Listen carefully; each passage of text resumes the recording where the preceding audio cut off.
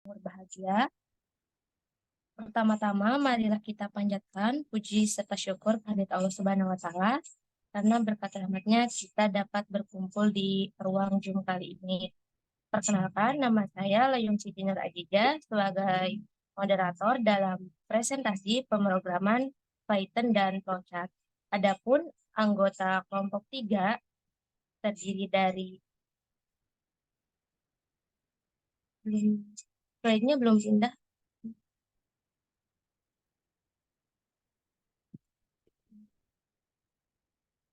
Teman-teman, apakah slide-nya sudah pindah?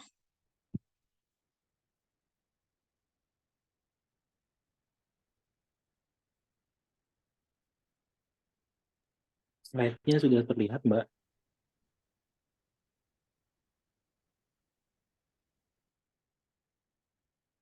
Adapun anggota dari kelompok 3 itu terdiri dari Fitri Nur Aulia dengan akhiran NPM 14, ada Lia Wulandari dengan akhiran NPM 22. Baik, untuk selanjutnya pemaparan materi akan disampaikan oleh Fitri. Kepada Fitri dipersilakan.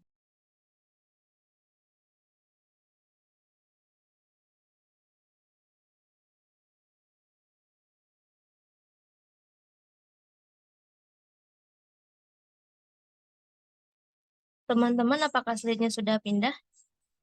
Belum. Apakah bagaimana teman-teman? Belum berubah.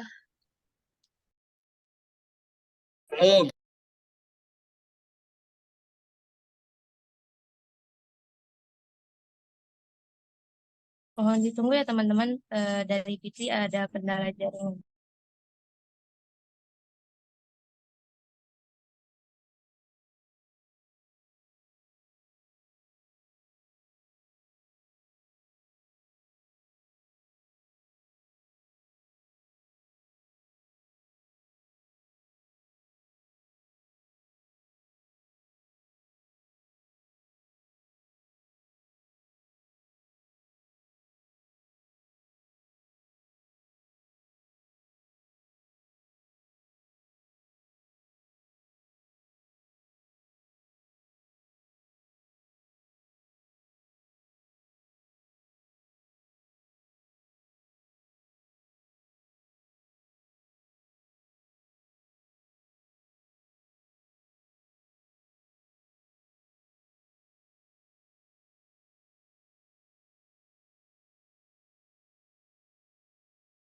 Teman-teman, apakah slide-nya kelihatan?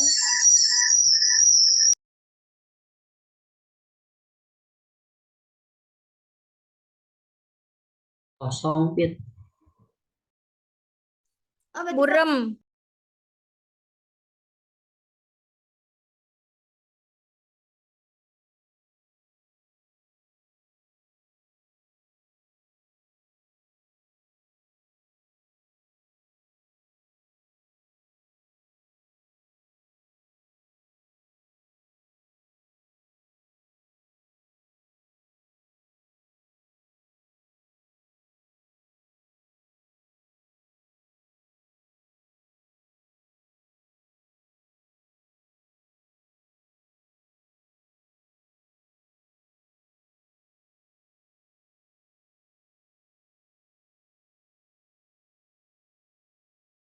Sekarang sudah kelihatan teman-teman.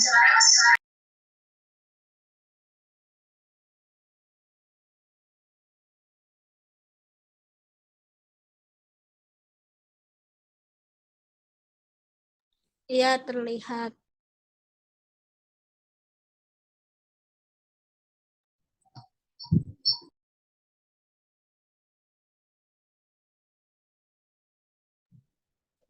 Oke, karena slide-nya sudah kelihatan, saya izin mengambil alih ya.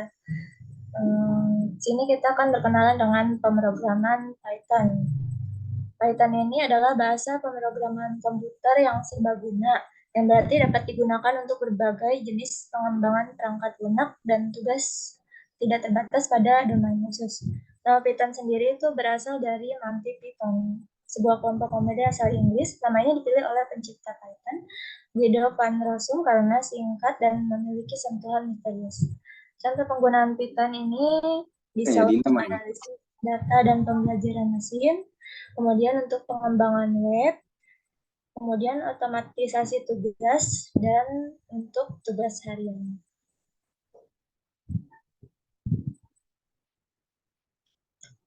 Boleh ganti ya?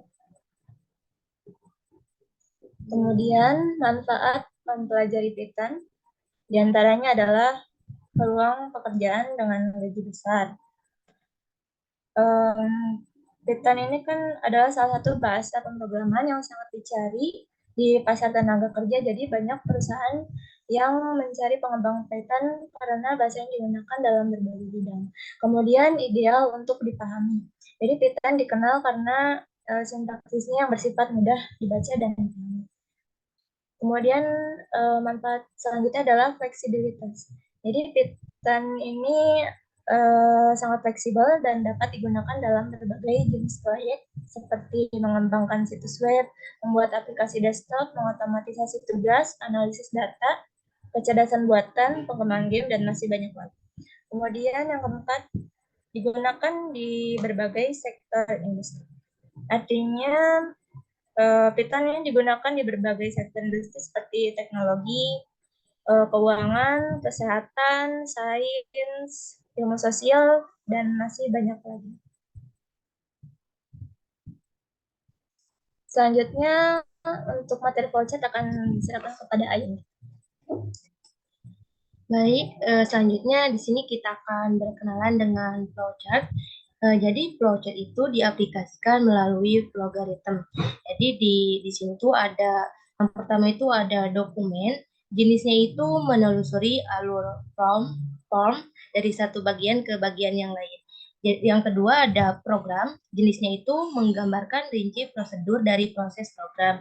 Yang ketiga ada proses, jenisnya itu cara penggambaran rekayasa industrial dengan merinci. Terus yang keempat ada sistem, jenisnya menampilkan proses yang sedang berlangsung secara menyeluruh. Dan yang terakhir skematik, jenisnya itu menampilkan alur prosedur suatu sistem menggunakan gambar dan peralatan lain. Terus yang kedua ada menampilkan langkah-langkah dan keputusan untuk melakukan sebuah proses dari program. Untuk materi selanjutnya akan disampaikan oleh Fitri. Kepadanya disilakan.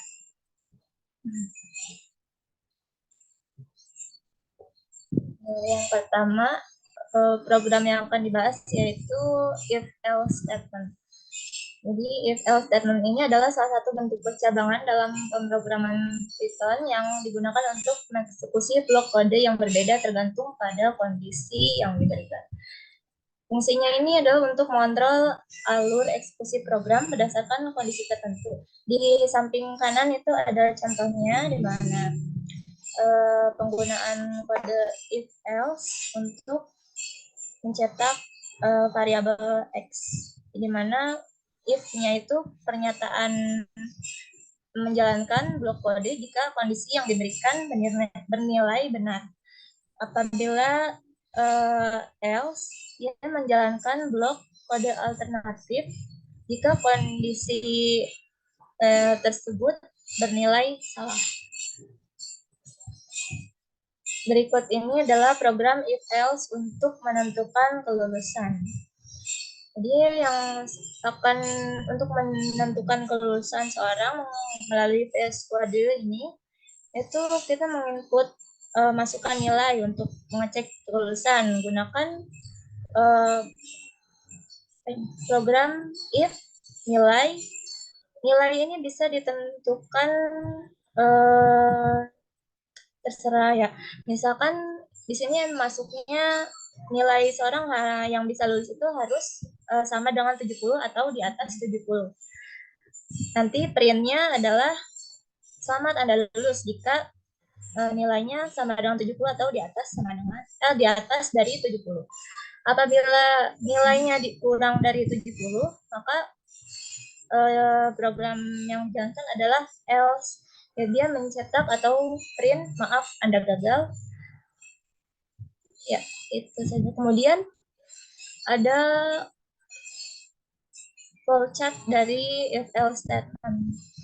Berikut ini adalah flowchart pernyataan lulus ya. Pertama ini adalah main tentu saja. Kemudian kita masukkan deklarasi berupa integer untuk masukkan nilai. Kemudian output, memasukkan nilai Anda untuk cek kelulusan. Selanjutnya, kita diminta untuk menginput nilai. Kemudian nilai yang kita input itu akan diproses dalam kotak keputusan, yang dimana kotak keputusan itu berisi nilai sama dengan 70 atau di atas dari 70. Kemudian dari kotak keputusan tersebut bercabanglah, ada true yang menyatakan selamat Anda lulus, kemudian ada false yang menyatakan maaf Anda gagal. Kemudian output yang menyatakan kelulusan dan gagal tersebut terakhir mengeluarkan output terima kasih sudah melakukan pengecekan. Setelah itu program tersebut selesai dijalankan.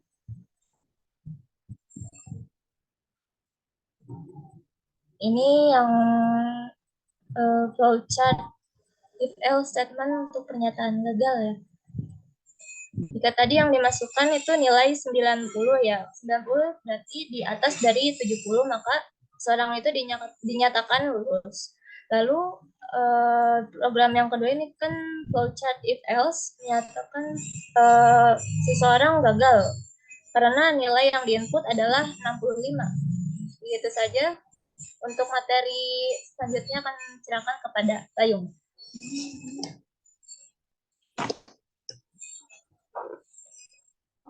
Baik, teman-teman izin melanjutkan. Jadi dictionary adalah dictionary Python berbeda dengan list ataupun table karena setiap urutannya berisi key dan value. Setiap key dipisahkan dari value-nya oleh titik dua. Item dipisahkan oleh koma dan semuanya tertutup dalam kurung berawal. Ketika mengakses elemen dictionary digunakan tanda kurung siku yang sudah dikenal bersama dengan key untuk mendapatkan nilainya. Untuk memperbaharui dictionary dilanjutkan dengan menambahkan entry baru atau pasangan nilai kunci. Jadi memodifikasi entry yang ada atau menghapus entry.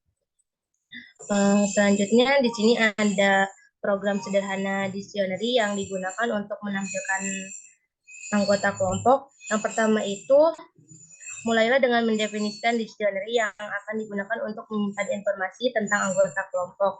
Jadi setiap anggota akan memiliki kunci. Biasanya nama dan nilai-nilai seperti umur, alamat, email, atau informasi lainnya.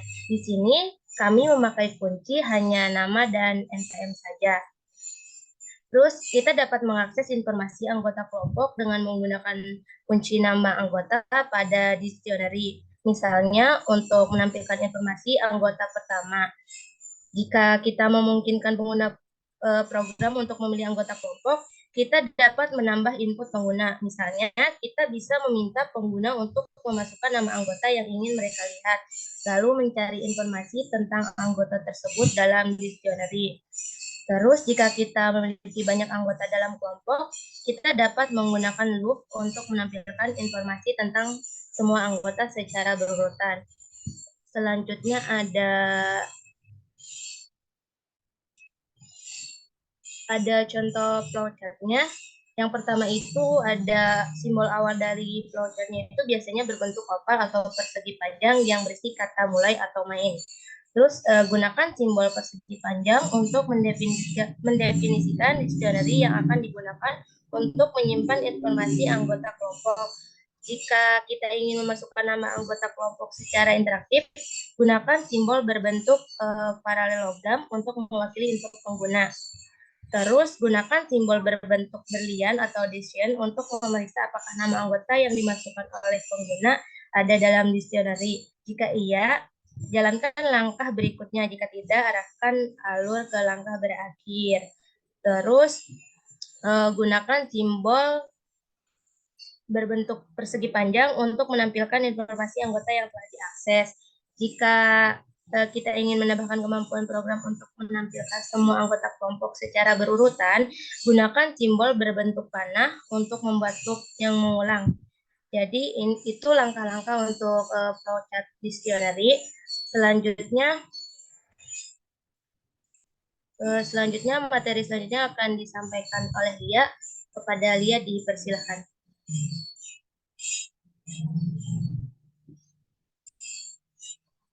Ini belum gitu.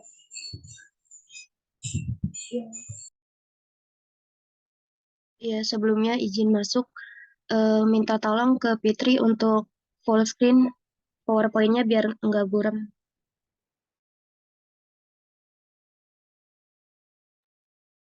Gimana teman-teman? Apakah PPT-nya sudah terlihat jelas?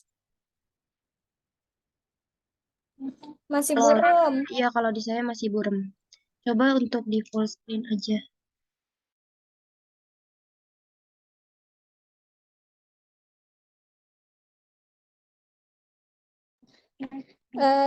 Mungkin PPT-nya bisa kirim ke grup aja.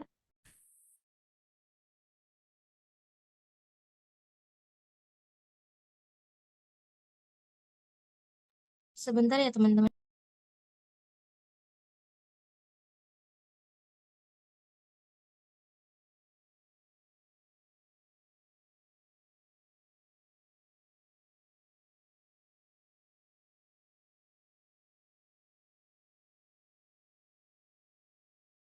PPT-nya sudah dikirim ke grup WhatsApp ya teman-teman. Mohon maaf sebelumnya, soalnya di sini jaringannya agak kurang bagus jadi buram.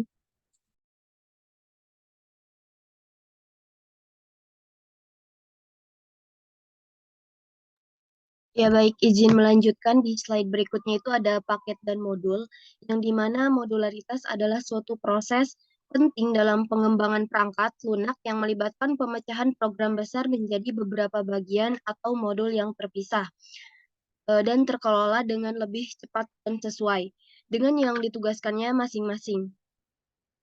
Dalam konteks Python, modularitas mengacu pada konsep pembuatan dan pengelolaan paket dan modul. Paket dalam Python adalah kumpulan modul yang terorganisir dalam struktur folder. Paket memberikan cara yang terstruktur untuk pengelompokan dan mengelola modul-modul yang memiliki fungsi atau topik yang sama atau saling berkaitan.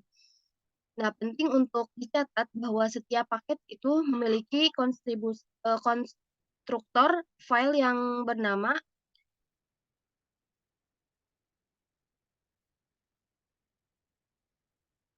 init.py. Nah, di dalamnya file ini berfungsi untuk memberitahu interpreter Python bahwa folder tersebut adalah sebuah paket yang dapat diimpor ke dalam program lain dengan menggunakan pernyataan import. Boleh slide selanjutnya?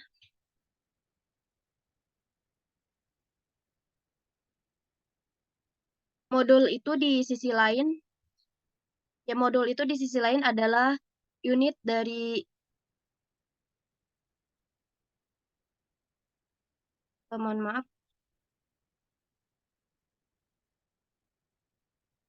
ke bukan ke belum ke flowchartnya. Nah ya, slide 17.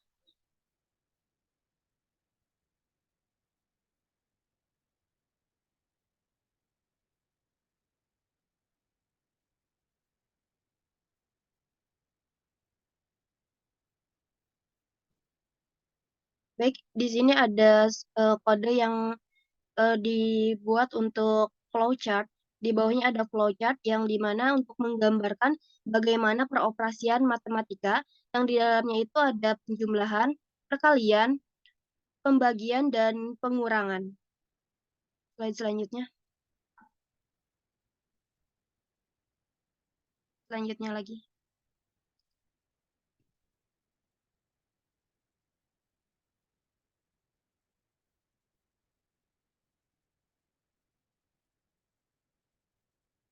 Slide 19. Ya, baik untuk kedua flowchart ini yang dimana dibentuk dari kode yang di atas ya untuk mengoperasikan sebuah matematika yang saya sebutkan tadi penjumlahan, pengurangan, perkalian, pengurangan dan pembagian. Slide selanjutnya. Ya, yang dimana di sini ada modul tambah yaitu untuk penjumlahan Berikut dengan flowchart-nya juga. Di sini flowchart dibuat seperti modul tambah yang di atas.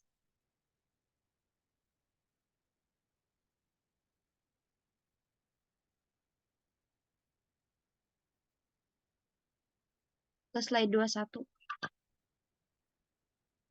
Ya, di sini flowchart modul tambah yang dimana dibuat flowchart modul tambah ini dibuat untuk dari kode yang sebelumnya, kemudian dibuatkan flowchart. Untuk slide 22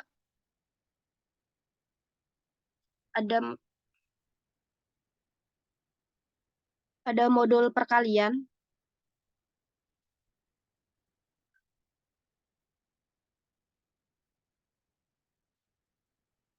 lengkap dengan flowchart modul kali. Yang dimana flowchart modul kali ini dibuat eh, berdasarkan kode yang sebelumnya dibuat menggunakan VS Code. Kemudian ada modul bagi. Nah, di sini di gambar ini menjelaskan modul matematika bagian pembagian lengkap dengan flowchart-nya di bawahnya, yang dimana dibentuk berdasarkan kode yang sebelumnya gitu di VS Code, kemudian dibuat di flowchart menggunakan modul bagi. Kemudian ada modul kurang.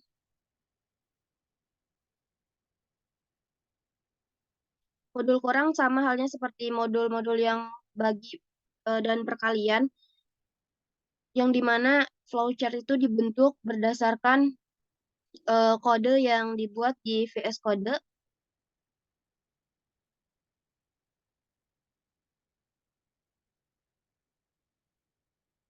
Ya, yang dimana di setiap langkah pemrograman matematika tadi seperti penjumlahan, perkalian, pembagian, dan pengurangan itu di setiap langkah pemrogramannya ada sebuah flowchart yang menjelaskan proses yang terjadinya dalam program tersebut. Yang dimana kalau flowchart itu kan ada bentuk-bentukannya ya, ada yang lingkaran, persegi, belah ketupat, dan itu memiliki artinya masing-masing. Dari saya cukup, saya kembalikan ke moderator. Terima kasih.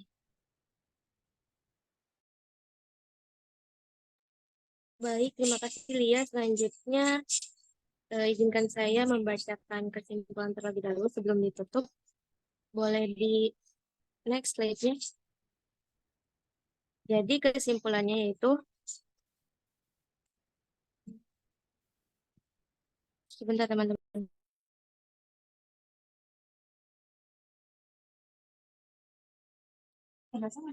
Jadi kesimpulannya yaitu pengambilan keputusan kondisi if digunakan untuk mengantisipasi kondisi yang terjadi saat jalannya program dan menentukan tindakan apa yang akan kita ambil sesuai dengan kondisi. Pada Python ada beberapa statement, kondisi diantaranya adalah if, else. Kondisi if digunakan untuk mengeksekusi kode jika kondisi bernilai benar, sedangkan kondisi else sebaliknya. Kemudian memahami penerapan program menampilkan anggota kelompok dengan dictionary. Terakhir memahami penerapan program operasi matematika, tambah, kurang, kali, dan bagi dengan paket dan modul. Mungkin itu saja yang bisa kelompok kami sampaikan. Kurang lebihnya mohon maaf. Terima kasih. Wassalamualaikum warahmatullahi wabarakatuh. Saya kembalikan ke Bapak Bahar. Pantunnya mana, Mbak?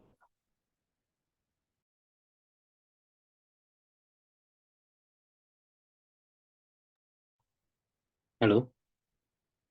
Pantunnya satu aja, Pak. Ya boleh, semua juga boleh.